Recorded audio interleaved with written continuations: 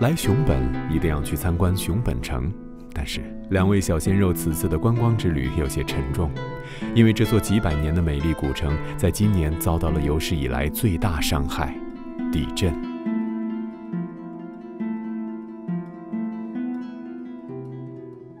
在今年的4月16日晚，熊本县发生了7.1级的大地震，给熊本城造成了非常大的损毁。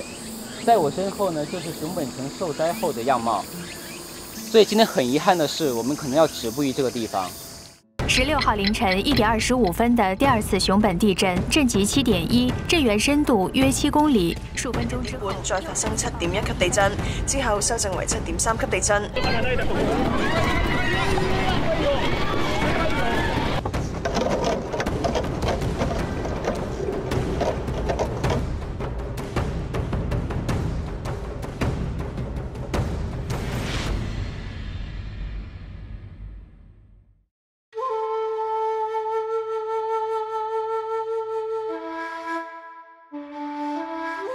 熊本城始建于1607年，在400年的历史中，历经过火灾、战争等多次灾害，但是一直屹立不倒，被誉为日本3大古城堡之一。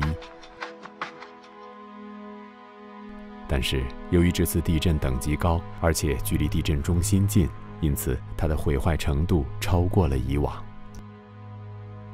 我们那边当时就只能在门口上面绕了一圈看一看，但已经很明显看出那些墙啊、那些砖啊坍塌的也好，那毁坏的程度，那熊本城真的受到还蛮严重的一个创伤。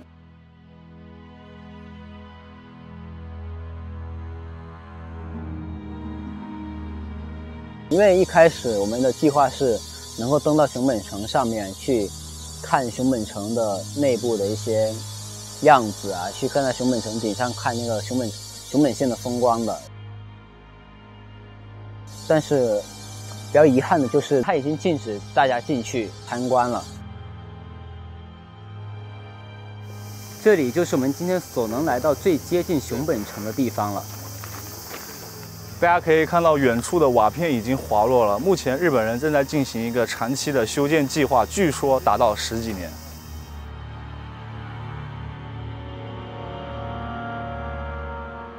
它的修复工作非常的严谨，而且非常的精细，就是说它每一块石头、每一块砖，它都要在上面写一个编码，就知道这个石头是以前在什么位置的，然后1对1的重新再装回去。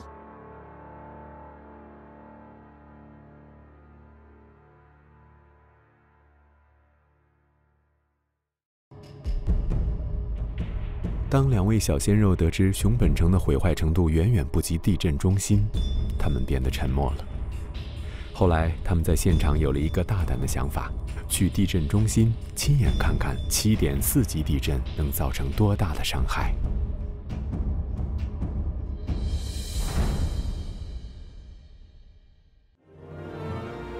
在2008年中国的8.0级别的汶川地震中，有一幅照片引起了中国网友的热议。这张日本救援队对着中国人遗体默哀的照片充满了人道精神。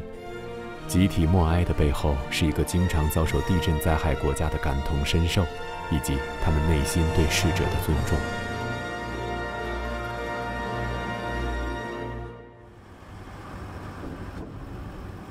带着同样的心情，两位小鲜肉进入到地震灾害的现场。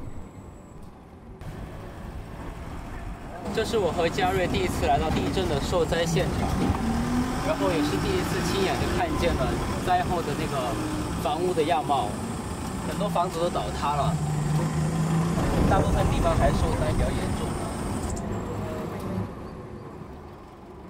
重。其实真的没有想到这次会能够去到日本的那个地震受灾现场，还是挺震撼的，就是那种成片房屋都倒塌了那种。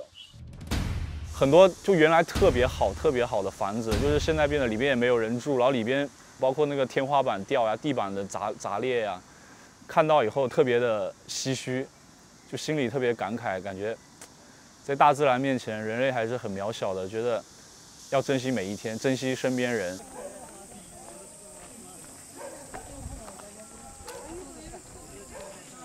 当到了现场，我们才得知，我们是第一家进入地震现场记录的中国媒体。看到现场志愿者忙碌的样子，2位小鲜肉也加入其中。这位日本老人和他的妻子幸运地躲过了地震，但是他们的屋子依旧被破坏得不成样子。现场的志愿者们要帮助他们尽可能地将房屋恢复成原来的样子。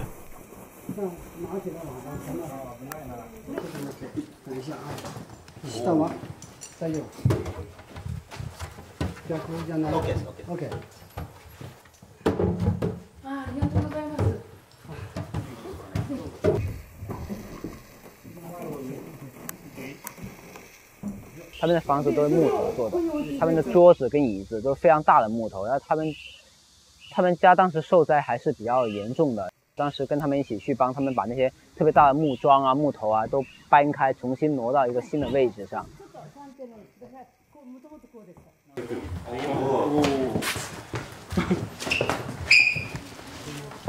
ありがとうございます。もう一ついいですか？木头都非常重，然后可能一个木头都需要2个人以上去才能搬得动，很重的。其实像我跟嘉瑞当时简单的帮了一些忙，都已经汗流浃背了。像那些志愿者，他们可能要在那边干1天、2天、1个月、2个月，可能更长的时间，每天都那样。其实我还挺敬佩他们，挺佩服他们的。为了对这些每天都在帮助灾民修缮房屋的志愿者表达我们的敬意，仙游记摄制组特意为他们送上一些水，希望他们也多多保重。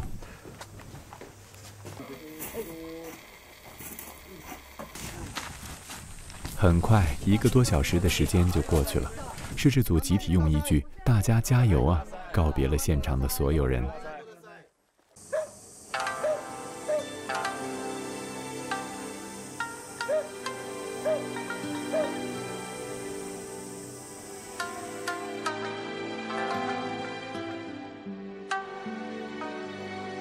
我觉得日本这个国家吧，大自然赋予了它很多得天独厚的自然资源，但是呢，同时它也是一个多灾的一个国家。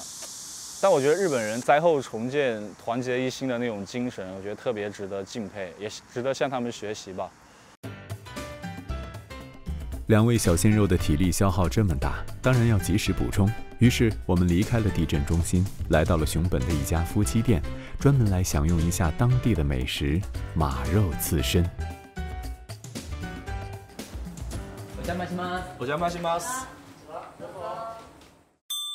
提到熊本的美食，很多人都想到的是和牛，但是独一无二的马肉刺身才是熊本的特产。 当天我们在当地一个非常有特色的一个小餐馆，夫妻俩经营了10几年的一个小餐馆。他们家的特色叫什么？马肉刺身的，这在当地可以说是一个王牌级的一个料理。我俩非常荣幸享受到这个特别王牌的待遇，感觉这个真的是节目组太好了。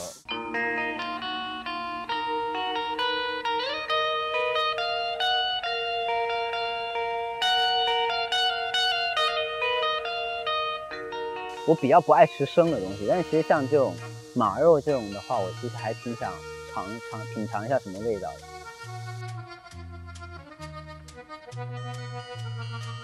经过1个小时的精心准备，嘉瑞和灰灰又迎来了一顿大餐。当然，核心就是这几片生马肉。第一次吃马肉，觉得口感挺滑的，就是它那个肉吃起来它很像嚼那个果冻。 就是它嚼起来有一小块一小块的，但是不硬。那个肉质真的吃起来入口即化，而且那种新鲜、那种美味、那种原味在唇齿间流香溢出来的感觉特别好。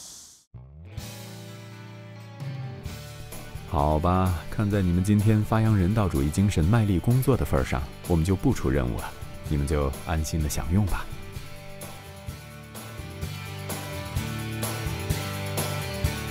当然，美食之后一定要泡上一杯清香的夜小夜茶，梳理一天的收获，去除一天的疲惫。